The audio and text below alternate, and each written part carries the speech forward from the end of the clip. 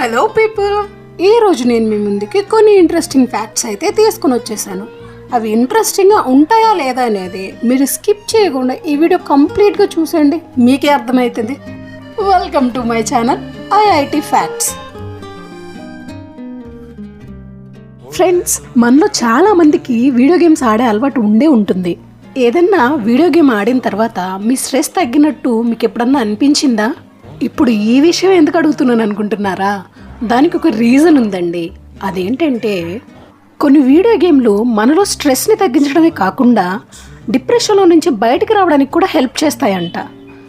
అంతేకాకుండా 2007లో జరిగిన సర్వేల ప్రకారం కొన్ని వీడియో గేమ్లని వారానికి కనీసం 3 గంటలు ఆడే సర్జన్లు ఆపరేషన్ చేసే టైంలో 37% తక్కువ మిస్టేక్స్తో 27% ఫాస్ట్గా పనిచేశారంట.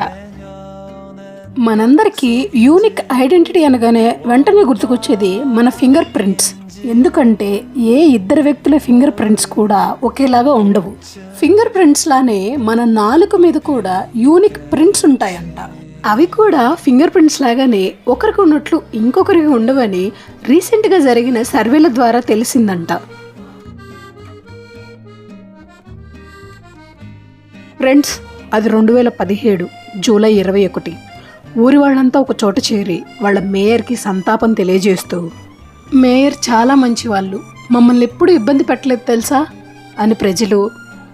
అవును నిజమే, మా వ్యాపారస్తుల్ని కూడా ఎప్పుడు ఇబ్బంది పెట్టలేదు తెలుసా అని వ్యాపారస్తులు. ఇంతలా ఎవరిని ఇబ్బంది పెట్టిన ఆ మేయర్ ఎవరో తెలిస్తే మీరు ఖచ్చితంగా షాక్ అవుతారు. ఎందుకంటే ఆ మేయర్ ఒక పిల్లి. మీరు విన్నది నిజమే. విషయం ఏంటంటే అలాస్కాలోని టాకిట్నా అనే ఊర్లో స్టబ్స్ అనే పిల్లిని మేయర్గా ఎన్నుకున్నారు. ఎందుకంటే ఒక మనిషిని మేయర్గా ఎన్నుకునే ఉద్దేశం వాళ్ళకి అస్సలు లేదంట. అందుకనే స్టబ్స్ అనే ఈ పిల్లిని వాళ్ళ మేయర్గా ఎన్నుకున్నారు.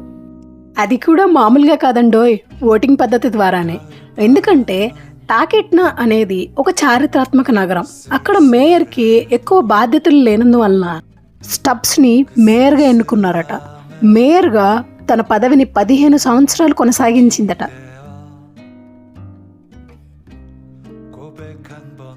ఫ్రెండ్స్, మనలో కొంతమందికి తెలిసే ఉంటుంది, ఇండియాలోని ద గ్రేట్ బనియన్ ట్రీకి అత్యంత పురాతనమైన చెట్టుగా Guinness book of world record ఉందని. కలకత్తాలోని ఆచార్య జగదీష్ చంద్రబోస్ ఇండియన్ బొటానికల్ గార్డెన్లో ఉన్న ఈ చెట్టు దాదాపు 18,918 చదరపు మీటర్లు, అంటే 4.67 ఎకరాల భూమిలో విస్తరించి ఉంది. అంతేకాకుండా దాదాపు 250 నుంచి 300 ఏళ్ల నాటి చెట్టుగా ఈ చెట్టుకి Guinness book of world record ఉంది. ఇప్పుడు ఆ రికార్డ్ని ఉత్తరప్రదేశ్లోని బులంద్ షహర్ జిల్లాలో ఉన్న ఒక మర్రి చెట్టు బ్రేక్ చేసింది. బొటానికల్ సర్వే ఆఫ్ ఇండియా వాళ్ళు చేసిన కార్బన్ డేటింగ్ ప్రకారం ఈ చెట్టు యొక్క వయసు 450 ఏళ్ల నుంచి 500 ఏళ్ల నాటిది అయ్యుండొచ్చని అంచనా వేశారట.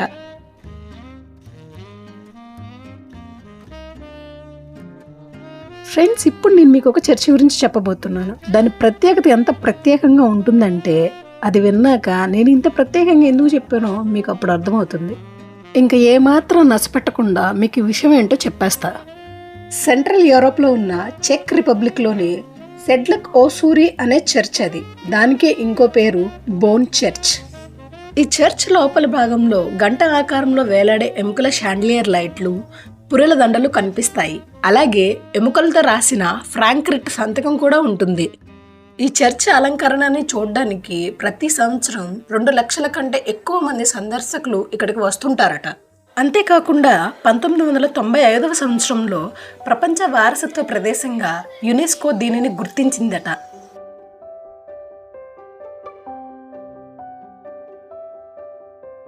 మెక్సికోకి చెందిన డాన్ జూలియన్ అనే వ్యక్తి తన భార్యని మరియు తన కుటుంబాన్ని విడిచిపెట్టి టెష్యూ సరస్సులో ఉన్న ఒక ద్వీపానికి బయలుదేరాడు. అక్కడికి వెళ్ళాక అతను ఎదుర్కొన్న కొన్ని పరిస్థితులు అతని జీవితాన్నే మార్చేశాయి. అప్పటిదాకా లా ఇస్లా డిలాస్ మునికాస్గా పిలువబడిన ఈ ద్వీపం అతను వెళ్ళిన కొన్ని రోజులకే డెడ్ డాల్ ఐలాండ్గా మార్చబడింది. అతను ఆ ద్వీపానికి వెళ్ళిన కొద్దిసేపటికే ఒక పాప శవం బొమ్మతో పాటు ఆ సరస్సులో తేలియాడుతూ కనిపించింది. అతడు ఆ పాప శవాన్ని అదే ద్వీపంలో ఖననం చేశాడట. ఇది జరిగిన కొన్ని రోజులకి ఆ పాప ఆత్మ అతనిని వెంటాడడం మొదలుపెట్టిందంట. తన బొమ్మని తనకి ఇచ్చేయాలని రోజు డాన్ జూలియన్ని వెంటాడేదంట. అతను కూడా చేసేదేమీ లేక ఆ పాపతో పాటు దొరికిన బొమ్మని ఆ పాప సమాధి పక్కనే ఖననం చేశాడంట.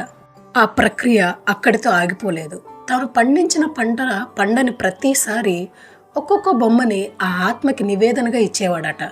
ఏమైందో తెలియదు కానీ 2001లో ఆయన కూడా ఆ పాప శవం దొరికిన ప్రదేశంలోనే చనిపోయి నీటిలో తేలియాడుతూ కనిపించాడట. కాలక్రమంలో అది ఒక పర్యాటక స్థలంగా మారడంతో అక్కడికి వచ్చిన పర్యాటకులు కూడా కొన్ని బొమ్మలను తీసుకుని వచ్చేవారంట.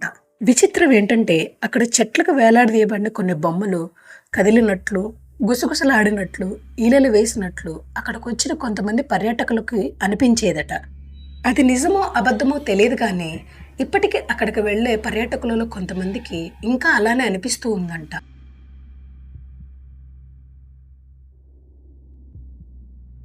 UVB-76 Russian military short wave radio station. దీనినే ది బజర్ అని కూడా పిలుస్తారు. రష్యాలో ప్రసారమయ్యే ఈ షార్ట్ వేవ్ రేడియో స్టేషన్ ఎక్కువసార్లు కొన్ని వింత శబ్దాలని, కొన్నిసార్లు రష్యన్ ప్రసారాలను కూడా ప్రసారం చేస్తుందట. విచిత్రం ఏంటంటే అసలు ఈ రేడియో స్టేషన్ ఎక్కడుంది, ఈ ప్రసారాలన్నీ ఎక్కడి నుంచి వస్తున్నాయో ఎవ్వరికీ తెలియదంట. వినడానికి కొంచెం భయంగానే ఉంది కదా. మీకు ఈ వీడియో నచ్చినట్లయితే లైక్ చేయండి. మీకు బాగా నచ్చిన ఫ్యాక్ట్ని కామెంట్ చేయండి. ఈ వీడియో మీకు ఇన్ఫర్మేటివ్గా అనిపిస్తే మీ ఫ్రెండ్స్ అండ్ ఫ్యామిలీకి షేర్ చేయండి. దాంతోపాటు సబ్స్క్రైబ్ కూడా చేసుకోండి. సబ్స్క్రైబ్ చేసుకున్న వాళ్ళు బెల్ ఐకాన్ని యాక్టివేట్ చేసి నోటిఫికేషన్ ఆల్లో పెట్టుకోండి. దానివల్ల నేను ఎప్పుడు కొత్త వీడియో పోస్ట్ చేసినా మీకు నోటిఫికేషన్ వస్తుందన్నమాట. Thank you.